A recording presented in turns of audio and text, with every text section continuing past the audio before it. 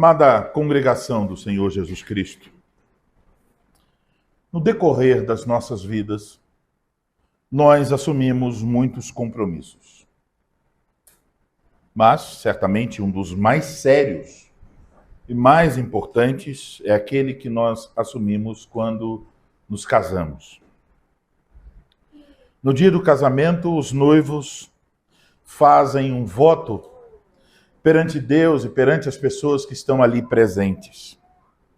É um voto de cuidado mútuo, um voto de amor e fidelidade, um voto que só perde a sua validade quando a morte separa o casal. Infelizmente, para muitas pessoas, esse voto não tem muito valor. E é muito comum encontrarmos pessoas casadas que não são fiéis, pessoas ímpias.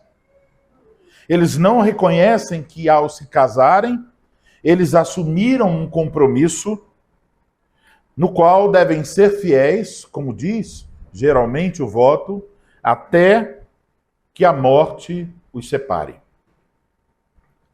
E da mesma forma, muitas pessoas querem proceder em relação a Jesus Cristo. Elas querem as bênçãos de Jesus. Elas querem a ajuda de Jesus.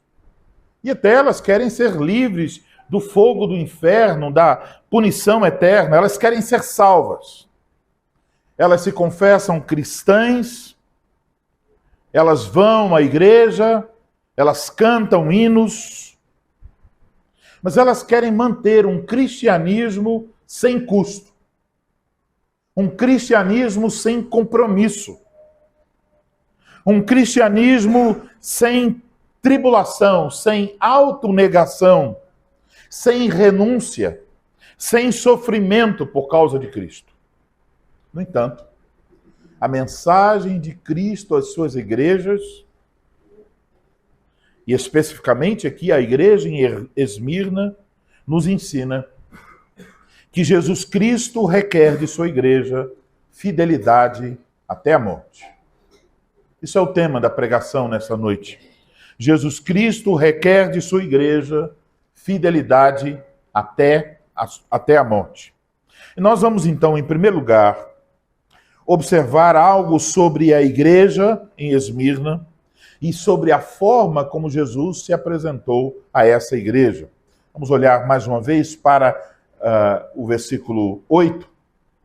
Ao anjo da igreja em Esmirna escreve: estas coisas diz o primeiro e o último que esteve morto e tornou a viver. Então, a igreja que recebeu esta carta, como diz o título e o próprio texto, estava localizada na cidade de Esmirna. A cidade tinha esse nome por causa dos seus bosques, onde se encontravam árvores das quais se obtinha a goma aromática, a mirra. Esmirna, mirra. Então era uma cidade próspera, ela era conhecida pela sua beleza, mas também ela era conhecida por um aspecto que tem muito a ver com o que estamos encontrando nesta carta. A cidade de Esmirna se orgulhava pela sua fidelidade a Roma. E esse era um orgulho antigo que ela mantinha mesmo antes de Roma alcançar a sua força máxima.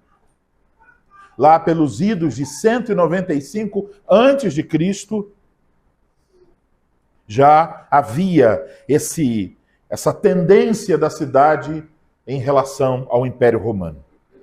Havia em Esmirna um templo à deusa Roma e um templo para o culto ao imperador.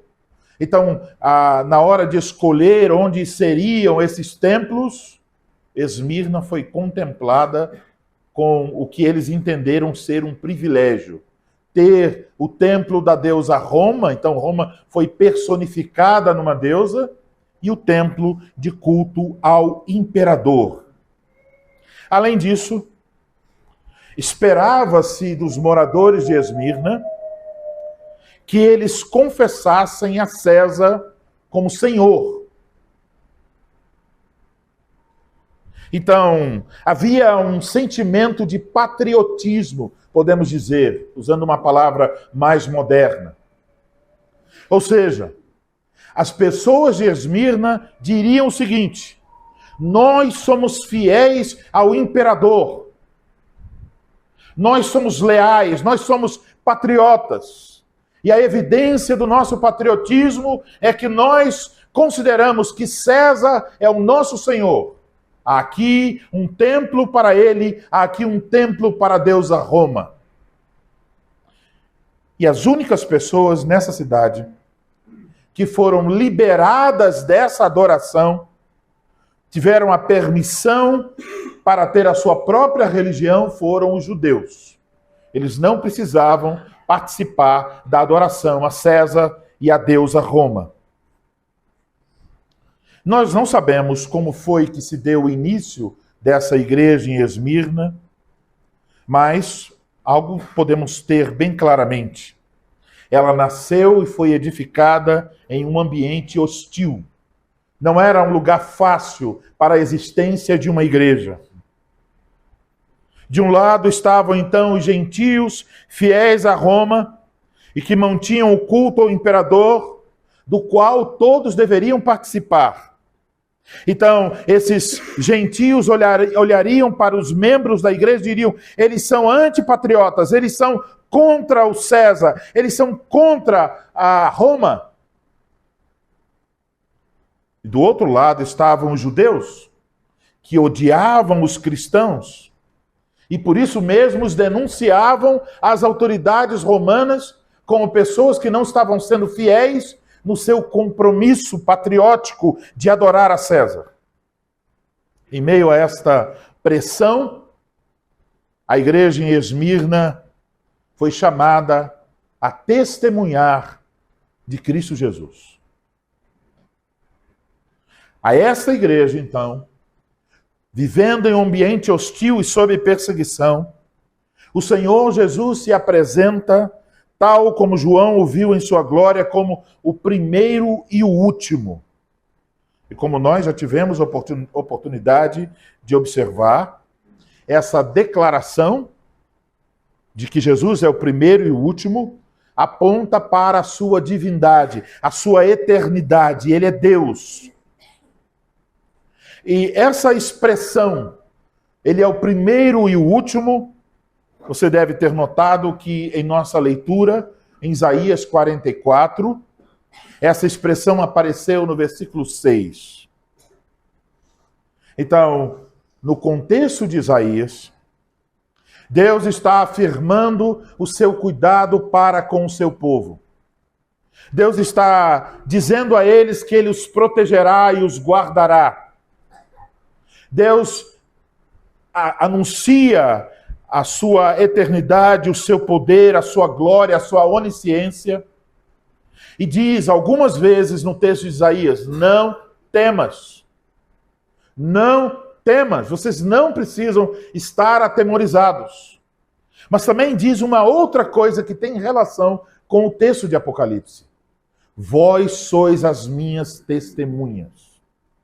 Então, a essa igreja, nessa cidade hostil, sofrendo perseguição, Jesus se apresenta como Deus verdadeiro, como aquele que conhece todas as coisas, como aquele que controla todas as coisas. O princípio é dele, o fim é dele, ele é o primeiro e o último.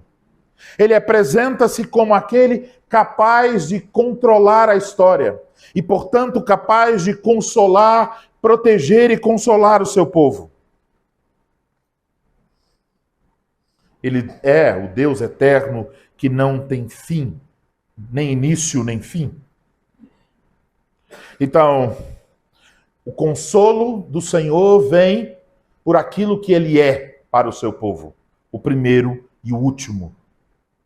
Mas também lemos em nosso texto algo que aponta para a natureza humana do Senhor Jesus Cristo, pois ele se apresenta como aquele que esteve morto e tornou a viver. Isso é uma referência à sua morte na cruz e à sua ressurreição. Então ele está falando em termos de sua natureza humana. E ao apresentar-se desta forma, a igreja em Esmirna, que estava sob perseguição, o Senhor Jesus quer mostrar a eles que eles não precisavam temer a morte, que Ele é o Deus eterno que conhece e governa todas as coisas, e Ele conhece o que significa ser perseguido. Ele sabe o que é morrer para obedecer a Deus. Ele é também o Salvador, aquele que assumiu a natureza humana para morrer em nosso lugar. Ele é aquele que provou a morte, mas também Ele é aquele que venceu a morte para a nossa salvação. Amados irmãos, eu não sei se algum dia algum de nós estará sob o mesmo perigo dos crentes em Esmirna. Mas nós devemos ter em mente que a morte foi vencida. Não devemos temê-la, pois ainda que os homens possam destruir o corpo, eles não podem destruir a alma, como Jesus Cristo nos ensinou. E nós podemos estar certos que ao morrermos, nós iremos nos encontrar com o nosso Salvador, que por nós morreu e ressuscitou. E mais, podemos crer e confiar que no dia final, quando Jesus Cristo voltar com poder e grande glória, Ele nos ressuscitará para a vida eterna. Esta era a esperança dos crentes em Esmirna. E essa também deve ser a nossa esperança. E podemos estar certos de todas essas coisas por causa de Cristo. Lembre-se, por causa de quem Ele é e por causa do que Ele fez por nós, não precisamos temer a morte. Seja qual for a razão. Se a morte nos aparece por meio de uma perseguição, se ela nos aparece por meio de uma doença fatal, não prevista, assustadora, como câncer, por exemplo, ou sobre qualquer outra situação, Cristo continua o mesmo. A nossa vida está em suas mãos. E você precisa lembrar disso. Você precisa lembrar que sua vida está nas mãos do Senhor Jesus Cristo. Todos os dias, quando você levantar, abrir seus olhos, dar-se conta que acordou, deve lembrar-se: o Senhor me deu mais um dia de vida. Eu estou sob os cuidados de um Senhor que é fiel. Agora, em segundo lugar, nós precisamos olhar para a tribulação pela qual a igreja em Esmirna passou. Vamos olhar para os versículos 9 a 10.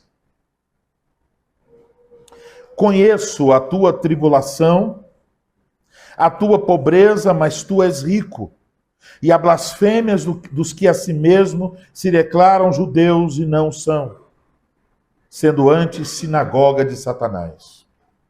Não temas as coisas que tens de sofrer. Eis que o diabo está para lançar em prisão alguns dentre vós, para ser dispostos à prova, e tereis tribulação de 10 dias. Sê fiel até a morte, e dar-te-ei a coroa da vida. Mais uma vez, o Senhor Jesus Cristo assegura o seu conhecimento sobre a vida da igreja.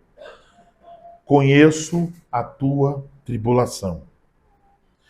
A igreja Esmirna, então, estava passando por tribulação. Essa palavra, no texto grego, traz a ideia de aperto, de pressão.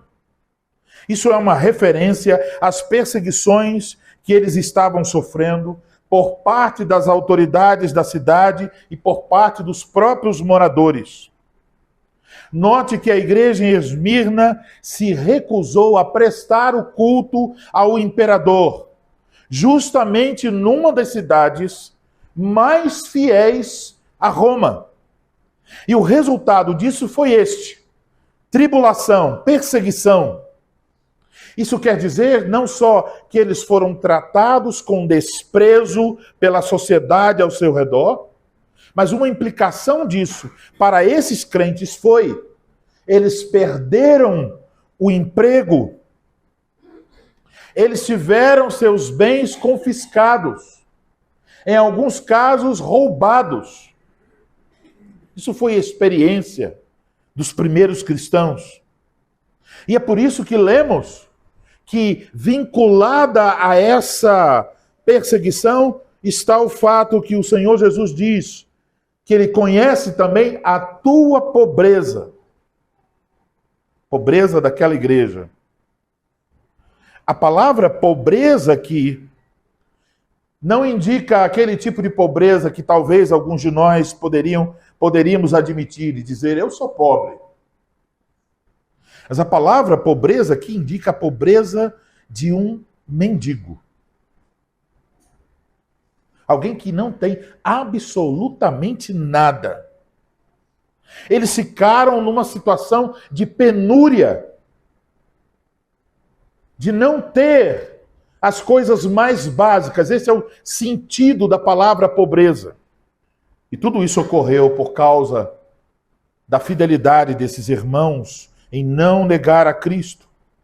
Então, eles poderiam negar a Cristo e ter seus empregos de volta, ter a estabilidade, os bens, mas eles se mantiveram fiéis a Cristo. Então, olhe, da perspectiva do mundo, quanto aos bens terrenos, eles são miseráveis. Mas veja o que Cristo diz: conheço a tua tribulação, a tua pobreza, mas tu és rico. Da perspectiva de Cristo, quanto aos tesouros celestiais, eles são descritos como ricos. No entanto, não eram só os gentios que estavam perseguindo a igreja e fazendo-os sofrer de diversas maneiras. Mas lemos também aqui que eles sofreram por causa dos judeus que moravam em Esmirna. E conforme relatos históricos, muitos desses judeus que estavam lá em Esmirna eram pessoas ricas, pessoas de certa influência. Então a riqueza desses judeus entra em contraste com a pobreza dos crentes da igreja em Esmirna. Esses judeus não criam que Jesus era o Messias prometido no Antigo Testamento. Eles negavam o Evangelho. E agora eles se voltaram contra a igreja em Esmirna. Eles lançaram injúrias. Aqui o texto diz blasfêmias, para falar de calúnias que foram levantadas contra a igreja em Esmirna. Eles acusavam os cristãos de Esmirna, apresentavam acusações, provavelmente diante de tribunais.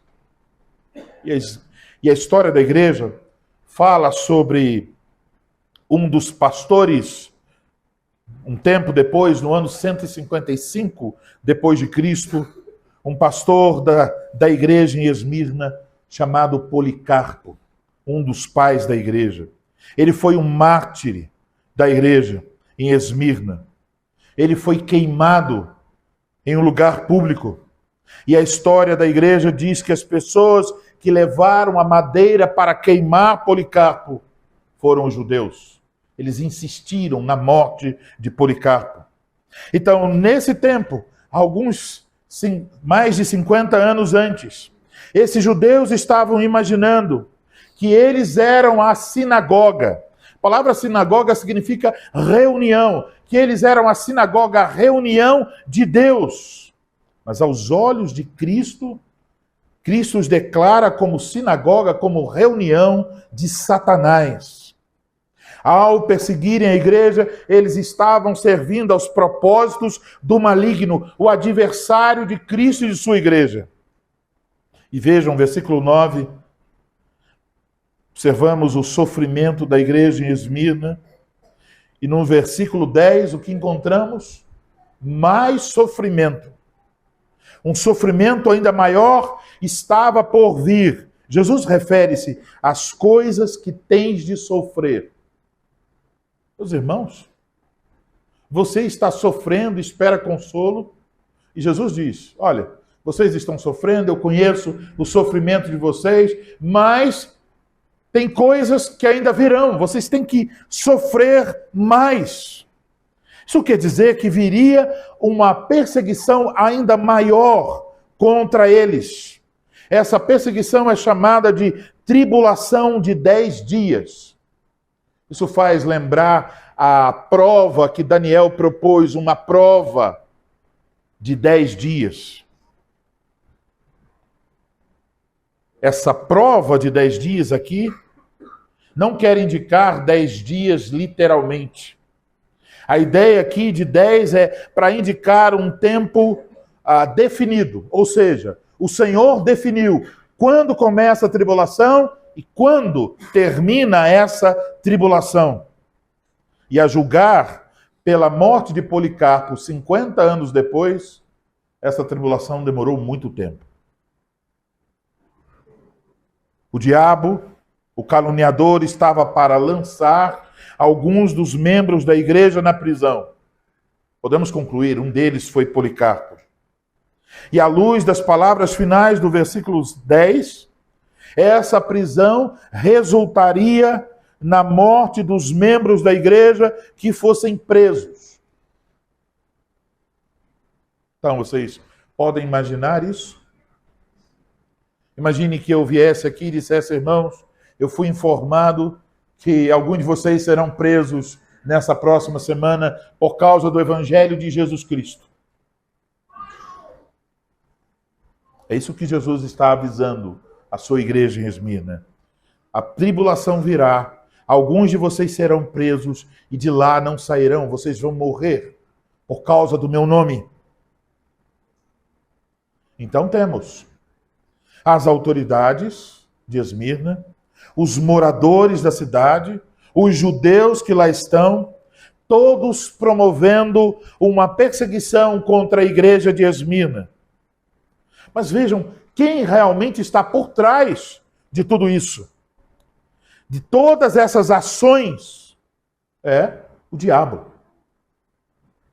Essa ação do diabo visava tentar os membros da igreja para que eles deixassem a Cristo, para que eles temessem a morte e abandonassem o Evangelho de Jesus Cristo. Por meio de sofrimento, por meio de pobreza, prisões e ameaça de morte, o diabo os chamava para serem infiéis a Jesus Cristo.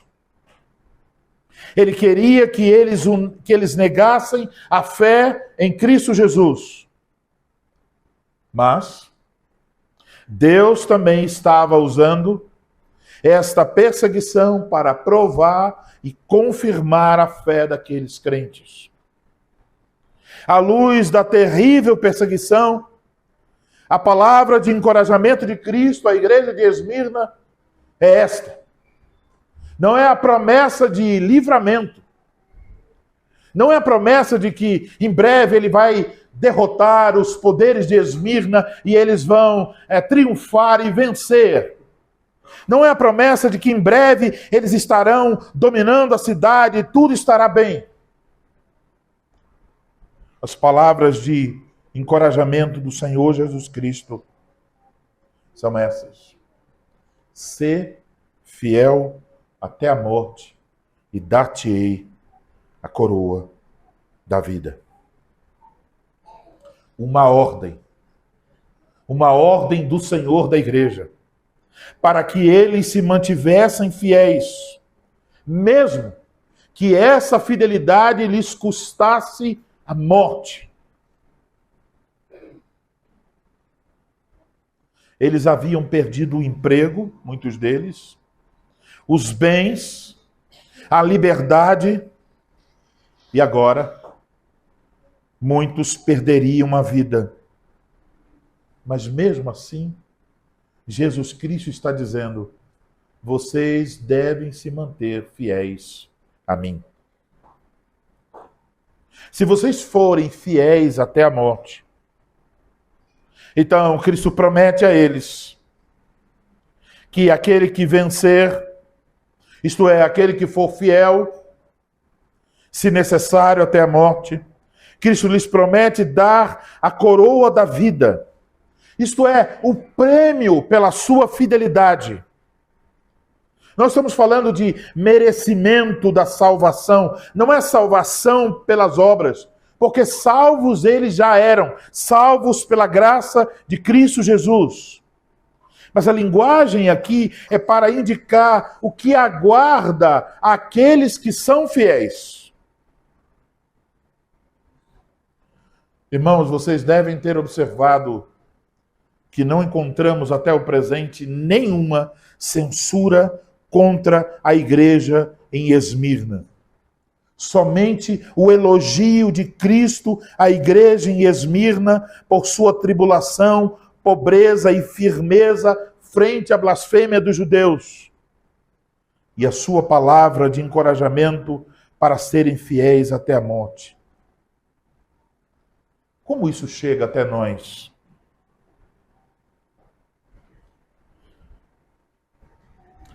Eu quero que vocês respondam com sinceridade a seguinte pergunta. Ouvindo isso, será que nós podemos levantar a nossa cabeça com orgulho e dizer que nossa fidelidade a Cristo é exemplar?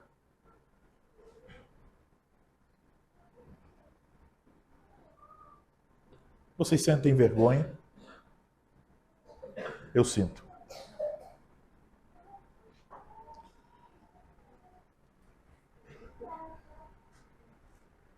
O nosso cristianismo é confrontado. A nossa fidelidade e o nosso compromisso com o Senhor é confrontado.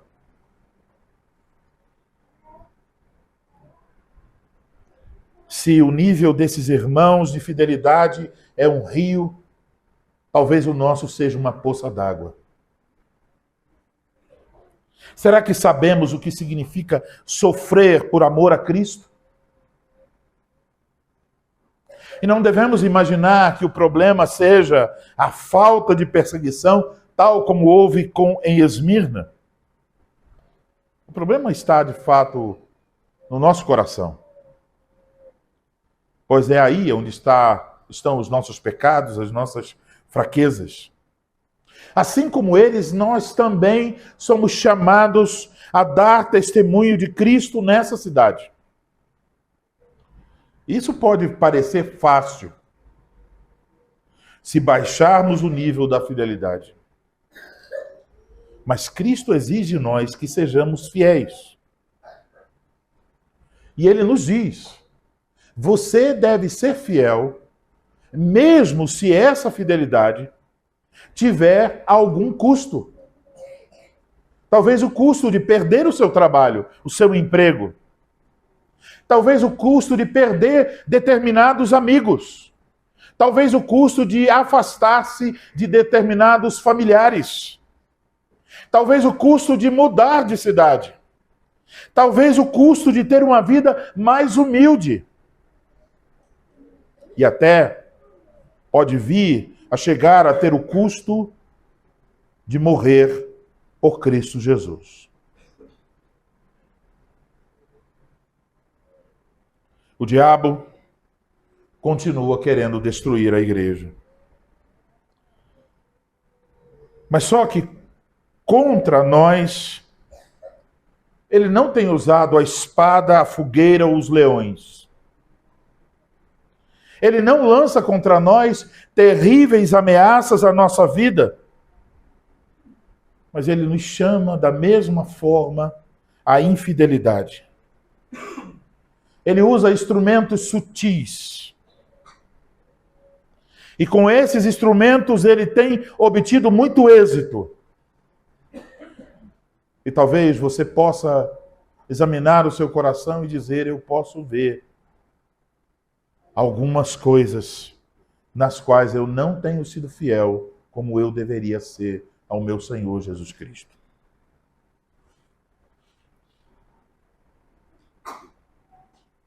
Nós poderíamos pensar em muitas coisas, em muitas áreas. Poderíamos pensar no nosso compromisso com nossos filhos, de instruí-los para o Senhor. Poderíamos pensar no zelo que nós devemos ter em nosso casamento para que o nosso casamento represente a relação entre Cristo e a sua igreja. Poderíamos pensar sobre as nossas contribuições para que o Evangelho alcance mais cidades em São Paulo. Poderíamos pensar no nosso compromisso para cultuar a Deus. E não digo isso em termos apenas da nossa presença neste local, mas nas coisas que nós deveríamos fazer. Por exemplo, se estamos dedicando algum tempo para ler os textos que serão pregados, para meditar e orar. Se durante a semana estamos dizendo, Senhor, tenha misericórdia do ministro da tua palavra, dá a ele a graça para que fale a tua palavra com fidelidade.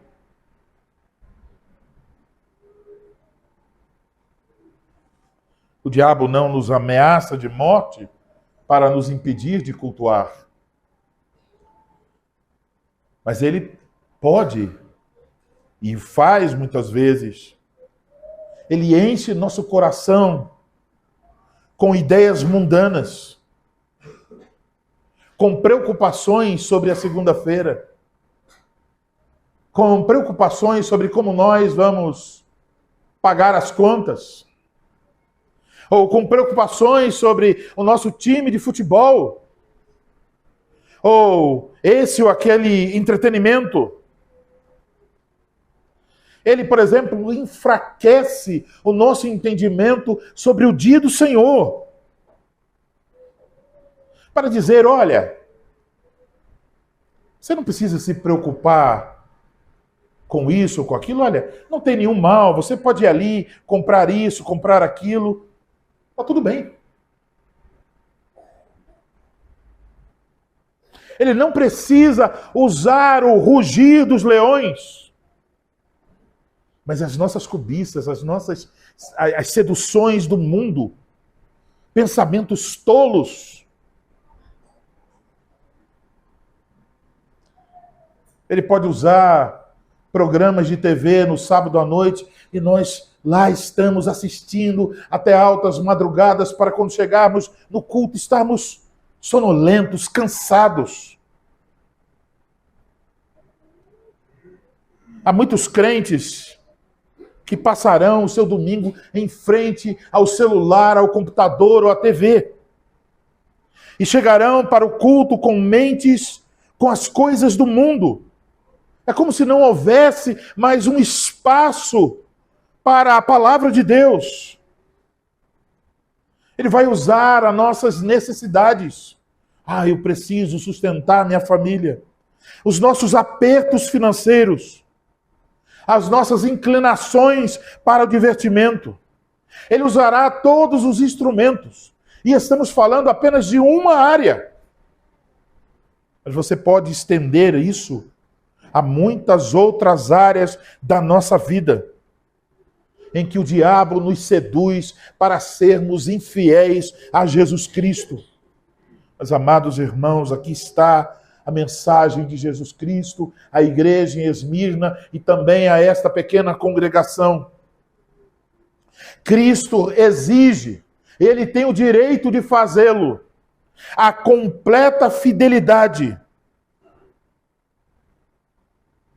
Ele quer que nós não cedamos à sedução, mas sejamos fiéis em todas as coisas. Mais uma vez, eu quero que você tente responder a essas perguntas.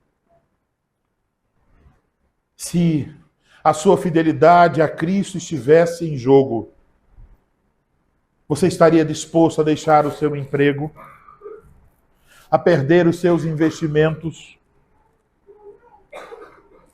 Você aceitaria uma vida mais humilde para não ser afastado do culto ao Senhor? Se o seu chefe lhe dissesse, olhe, eu tenho um salário 5 vezes maior do que você recebe agora. Se você for para a cidade tal, e então quando você procura e diz, olha, essa cidade não tem uma igreja fiel, você abriria mão dessa mudança? Você abriria mão desse aumento salarial? E se ele dissesse, mas se você quer continuar aqui em Campinas, teremos que reduzir o seu salário em 25%. O que você faria? Você abraçaria a oportunidade de ter uma vida melhor para os seus filhos? Uma casa com piscina? Um carro mais novo? Um investimento no banco? Ou você diria, eu aceitarei a vida mais humilde, mas eu não quero ser afastado da igreja de Cristo, do culto ao Senhor e da pregação fiel. Muitas pessoas aceitam essas seduções, colocam a vida de sua família em risco, alegando estarem procurando o melhor para suas famílias. Mas, meus amados irmãos, não há nada de bom longe de Cristo. Não há nada de bom longe da igreja de Cristo. Não há nada de bom longe da pregação fiel. Não há nada de bom longe do culto bíblico e fiel. Então, a nossa resposta sobre essas questões pode indicar a situação do nosso coração. Eu sou fiel como Cristo requer de sua igreja. Eu estou disposto a sofrer prejuízos por amor a Cristo. Eu estou disposto a ser desprezado pelos meus colegas de trabalho. Estou disposto a ser ridicularizado e afastado de algumas pessoas da minha família. E se houvesse uma perseguição, eu estaria disposto a dar minha vida por amor e fidelidade a Cristo? A pergunta é, agora? Agora mesmo, quando essas coisas talvez não sejam uma realidade em sua vida, você mostra através da sua vida essa disposição diariamente? Amados, se nós não temos a disposição para renunciarmos a tudo por amor de Cristo, Jesus diz claramente, você não pode ser meu discípulo. Agora, em último lugar, o versículo 11. Quem tem ouvidos, ouça o que o Espírito diz às igrejas. O vencedor de nenhum modo sofrerá dano da segunda morte. Aí está mais uma vez a expressão, quem tem ouvidos, ouça o que o Espírito diz às igrejas. Já ouvimos, essa expressão quer dizer, alguns darão ouvidos e outros não ouvirão. E mais uma vez encontramos uma promessa ao vencedor, isto é, aquele que está vencendo e continua vencendo. E nesse contexto da carta, em que Cristo, aquele que é fiel a Cristo, que está disposto a manter-se fiel a Ele, mesmo que isso lhe custe a morte, a esse Jesus Cristo diz, de nenhum modo sofrerá dano da segunda morte. Quem está vivendo em fidelidade, de nenhum modo sofrerá dano da segunda morte. O que é a segunda morte? A morte é a separação. A segunda morte é a eterna separação de Deus. Podemos ler sobre isso. Veja em sua Bíblia, Apocalipse capítulo 20, versículo 14 e 15. Apocalipse 20, versículos 14 e 15. Então, a morte e o inferno foram lançados para dentro do lago de fogo. Esta é a segunda morte, o lago de fogo. E se alguém não for achado inscrito no livro da vida, esse foi lançado para dentro do lago de fogo. Agora, olhe para Apocalipse capítulo 21, versículo 8. Quanto, porém, aos covardes, aos incrédulos, aos abomináveis, aos assassinos, aos impuros, aos feiticeiros, aos idólatras e a todos os mentirosos, a parte que lhes cabe será no lago de fogo e enxofre, a saber, a segunda morte. Portanto, conforme o próprio Apocalipse, a segunda morte é o inferno, o lago de fogo e enxofre, onde serão lançados o diabo, os seus anjos, a morte, o Hades e todos aqueles que não forem achados inscritos no livro da vida. É nessa segunda morte, no lago de fogo e enxofre, que os perseguidores da Igreja de Cristo, os que agora blasfemam e desprezam o Evangelho, os ímpios e todos aqueles que não têm o verdadeiro compromisso com Cristo, experimentarão por toda a eternidade o sofrimento, a angústia eterna da separação de Deus. Mas, amados irmãos, Jesus Cristo promete que de modo algum, sob nenhuma hipótese, os fiéis sofrerão o dano da segunda morte. Os fiéis podem sofrer o dano da primeira morte, a morte física, por causa de sua fidelidade a Cristo, mas nunca sofrerão o dano da segunda morte. Eles nunca serão separados da vida em Deus. Amados irmãos, que promessa maravilhosa. O eterno juízo de Deus está para chegar sobre todos os homens. E a sentença final será a segunda morte. Todos merecem esse juízo. Todos pecaram. Todos estão destituídos da glória de Deus. Mas aqui está a boa notícia. Cristo nos livra da segunda morte. Se você confia nele para a sua salvação, se você recebeu da graça de Cristo, você recebeu o poder para ser uma testemunha fiel neste mundo. Mesmo que isso viesse a lhe causar a morte, você pode ter certeza. Aquele que morreu e ressuscitou para nos reconciliar com Deus, aquele que é o primeiro e o último, não permitirá que soframos o dano da segunda morte. Portanto, amados irmãos, sejamos fiéis. Não temamos a morte ou quaisquer prejuízos por causa de Cristo. Ser fiel a Cristo pode significar prejuízo das coisas terrenas, mas certamente é enriquecimento das coisas celestiais. O que nos espera não é a segunda morte, mas como Jesus disse, a coroa da vida que receberemos do nosso Salvador. Estejamos plenamente convictos que quaisquer prejuízos que nós possamos ter neste mundo por causa de Cristo não se comparam com aquilo que Deus tem reservado para nós na glória eterna. Estejamos certos de que Ele é fiel para nos recompensar com sua graça maravilhosa. Amém.